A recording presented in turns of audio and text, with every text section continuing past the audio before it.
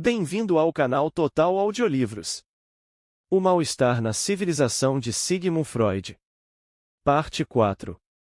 A tarefa parece imensa e, frente a ela, é natural que se sinta falta de confiança. Mas aqui estão as conjecturas que pude efetuar.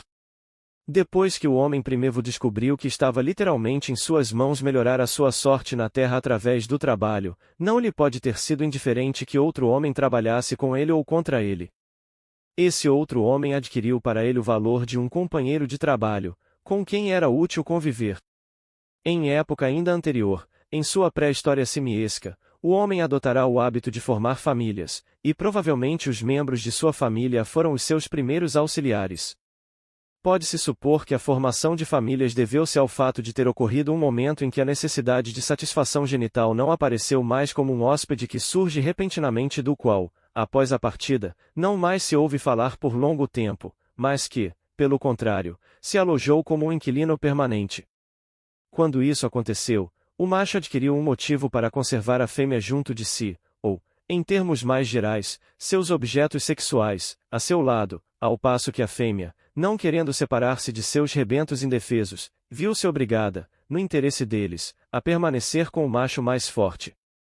Na família primitiva, falta ainda uma característica essencial da civilização. A vontade arbitrária de seu chefe, o pai, era irrestrita. Em Totem e Tabu 1912-2013, tentei demonstrar o caminho que vai dessa família à etapa subsequente, a da vida comunal, sob a forma de grupos de irmãos. Sobrepujando o pai, os filhos descobriram que uma combinação pode ser mais forte do que um indivíduo isolado. A cultura totêmica baseia-se nas restrições que os filhos tiveram de impor-se mutuamente, a fim de conservar esse novo estado de coisas.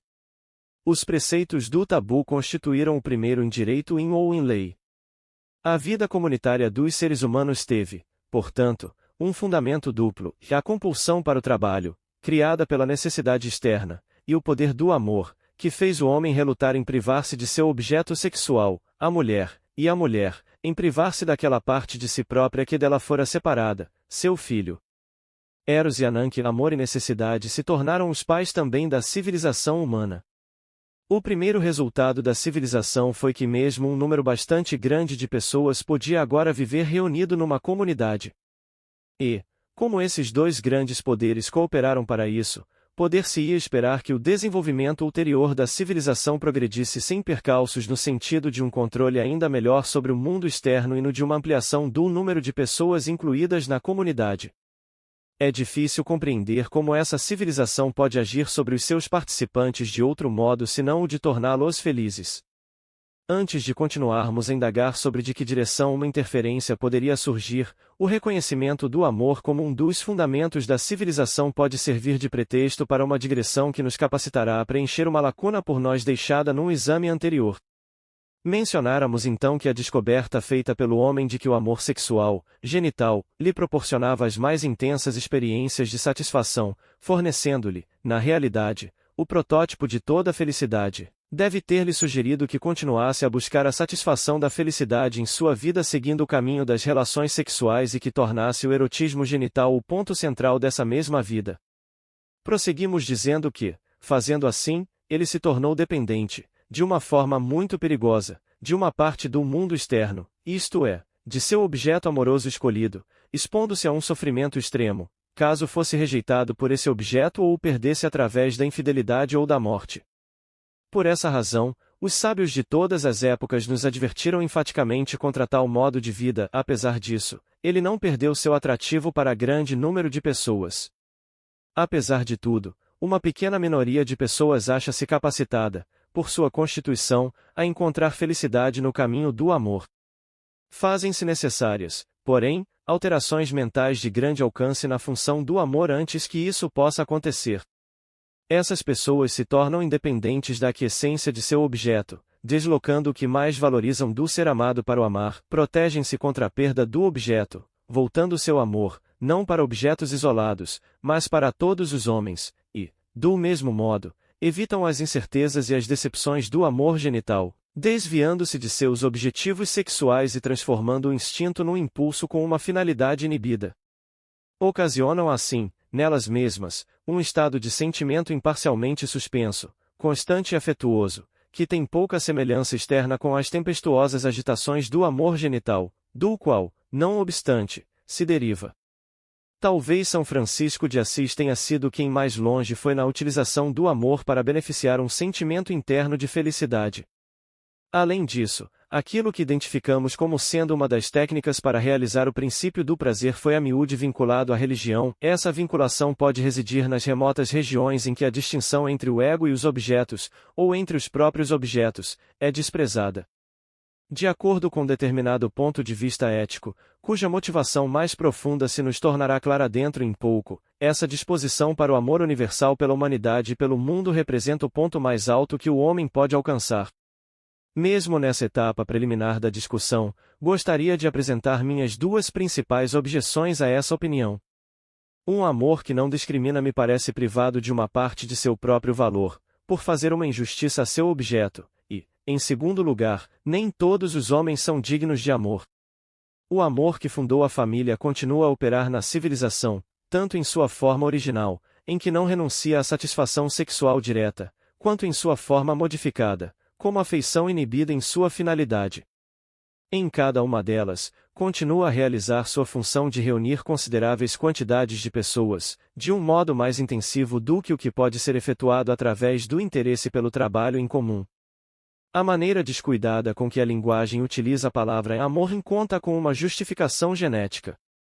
As pessoas dão o nome de amor ao relacionamento entre um homem e uma mulher cujas necessidades genitais os levaram a fundar uma família. Também dão esse nome aos sentimentos positivos existentes entre pais e filhos, e entre os irmãos e as irmãs de uma família, embora nós sejamos obrigados a descrever isso como amor inibido em sua finalidade ou em afeição. O amor com uma finalidade inibida foi de fato, originalmente, amor plenamente sensual, e ainda o é no inconsciente do homem. Ambos, o amor plenamente sensual e o amor inibido em sua finalidade, estendem-se exteriormente à família e criam novos vínculos com pessoas anteriormente estranhas. O amor genital conduz à formação de novas famílias, e o amor inibido em sua finalidade, há amizades em que se tornam valiosas, de um ponto de vista cultural, por fugirem a algumas das limitações do amor genital, como, por exemplo, a sua exclusividade. No decurso do desenvolvimento, porém, a relação do amor com a civilização perde sua falta de ambiguidade. Por um lado, o amor se coloca em oposição aos interesses da civilização, por outro, esta ameaça o amor com restrições substanciais. Essa incompatibilidade entre amor e civilização parece inevitável e sua razão não é imediatamente reconhecível. Expressa-se a princípio como um conflito entre a família e a comunidade maior a que o indivíduo pertence. Já percebemos que um dos principais esforços da civilização é reunir as pessoas em grandes unidades. Mas a família não abandona o indivíduo. Quanto mais estreitamente os membros de uma família se achem mutuamente ligados, com mais frequência tendem a se apartarem dos outros e mais difícil lhes ingressar no círculo mais amplo da cidade. O modo de vida em comum que é filogeneticamente o mais antigo, e o único que existe na infância, não se deixará sobrepujar pelo modo cultural de vida adquirido depois. Separar-se da família torna-se uma tarefa com que todo jovem se defronta, e a sociedade frequentemente o auxilia na solução disso através dos ritos de puberdade e de iniciação. Ficamos com a impressão de que se trata de dificuldades inerentes a todo desenvolvimento psíquico, e, em verdade, no fundo, a todo desenvolvimento orgânico. Além do mais, as mulheres logo se opõem à civilização e demonstram sua influência retardante e coibidora, as mesmas mulheres que, de início, estabeleceram os fundamentos da civilização pelas reivindicações de seu amor. As mulheres representam os interesses da família e da vida sexual.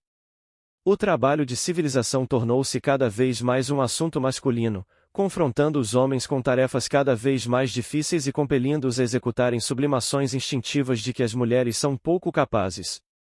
Já que o homem não dispõe de quantidades ilimitadas de energia psíquica, tem de realizar suas tarefas efetuando uma distribuição conveniente de sua libido. Aquilo que emprega para finalidades culturais, em grande parte o extrai das mulheres e da vida sexual. Sua constante associação com outros homens e a dependência de seus relacionamentos com eles o alienam inclusive de seus deveres de marido e de pai. Dessa maneira, a mulher se descobre relegada a segundo plano pelas exigências da civilização e adota uma atitude hostil para com ela. A tendência por parte da civilização em restringir a vida sexual não é menos clara do que sua outra tendência em ampliar a unidade cultural. Sua primeira fase, totêmica, já traz com ela a proibição de uma escolha incestuosa de objeto, o que constitui, talvez, a mutilação mais drástica que a vida erótica do homem em qualquer época já experimentou. Os tabus, as leis e os costumes impõem novas restrições, que influenciam tanto homens quanto mulheres. Nem todas as civilizações vão igualmente longe nisso, e a estrutura econômica da sociedade também influencia a quantidade de liberdade sexual remanescente.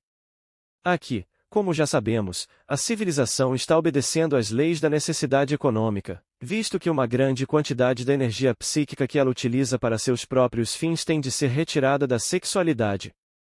Com relação a isso, a civilização se comporta diante da sexualidade da mesma forma que um povo, ou uma de suas camadas sociais, procede diante de outros que estão submetidos à sua exploração. O temor a uma revolta por parte dos elementos oprimidos a conduz à utilização de medidas de precaução mais estritas. Um ponto culminante nesse desenvolvimento foi atingido em nossa civilização ocidental europeia. Uma comunidade cultural acha-se, do ponto de vista psicológico, perfeitamente justificada em começar por proscrever as manifestações da vida sexual das crianças, pois não haveria perspectiva de submeter os apetites sexuais dos adultos, se os fundamentos para isso não tivessem sido lançados na infância. Contudo, uma comunidade desse tipo de modo algum pode ser justificada se vai até o ponto de realmente repudiar essas manifestações facilmente demonstráveis e, na verdade, notáveis. Quanto ao indivíduo sexualmente maduro, a escolha de um objeto restringe-se ao sexo oposto, estando as satisfações extragenitais, em sua maioria, proibidas como perversão. A exigência, demonstrada nessas proibições, de que haja um tipo único de vida sexual para todos, não leva em consideração as dissemelhanças, inatas ou adquiridas, na constituição sexual dos seres humanos, cerceia, em bom número deles, o gozo sexual, tornando-se assim fonte de grave injustiça. O resultado de tais medidas restritivas poderia ser que, nas pessoas normais, que não se acham impedidas por sua constituição, a totalidade dos seus interesses sexuais fluísse, sem perdas, para os canais que são deixados abertos. No entanto, o próprio amor genital heterossexual, que permaneceu isento de proscrição, é restringido por outras limitações, apresentadas sob a forma da insistência na legitimidade e na monogamia. A civilização atual deixa claro que só permite os relacionamentos sexuais na base de um vínculo único e indissolúvel entre um só homem e uma só mulher, e que não é de seu agrado a sexualidade como fonte de prazer por si própria, só se achando preparada para tolerá-la porque, até o presente, para ela não existe substituto como meio de propagação da raça humana. Naturalmente, isso configura um quadro extremado. Todos sabem que ele se mostrou inexequível, mesmo por períodos muito breves. Apenas os fracos se submeteram a uma usurpação tão ampla de sua liberdade sexual, e as naturezas mais fortes só o fizeram mediante uma condição compensatória, que será posteriormente mencionada. A sociedade civilizada viu-se obrigada a silenciar sobre muitas transgressões que, segundo os seus próprios princípios, deveria ter punido. Mas, por um outro lado, não devemos errar, supondo que, por não alcançar todos os seus objetivos, uma atitude desse tipo por parte da sociedade seja inteiramente inócua. A vida sexual do homem civilizado encontra-se, não obstante, severamente prejudicada, dá, às vezes, a impressão de estar em processo de involução enquanto função, tal como parece acontecer com nossos dentes e cabelos. Provavelmente, justificasse supor que sua importância enquanto fonte de sentimentos de felicidade, portanto, na realização de nosso objetivo na vida, diminuiu sensivelmente. Às vezes, somos levados a pensar que não se trata apenas da pressão da civilização, mas de algo da natureza da própria função que nos nega a satisfação completa e nos incita a outros caminhos. Isso pode estar errado, é difícil decidir. Obrigado por visitar o canal Total Audiolivros.